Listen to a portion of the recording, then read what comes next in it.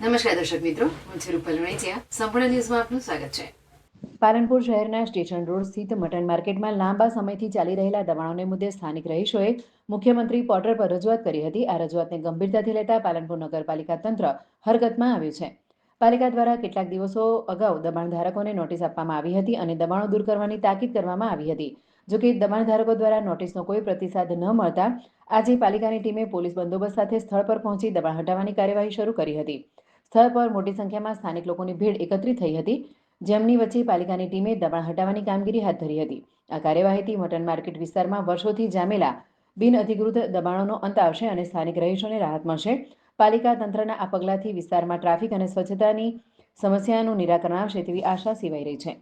આજરોજ પાલનપુર નગરપાલિકા દ્વારા પાલનપુર નગરપાલિકાની જે શાક માર્કેટ છે એની પાછળના ભાગે આવેલ જે મટન માર્કેટ છે ત્યાં આગળ 20 થી 23 જણ 25 જણને દબાણ કરેલ હતું.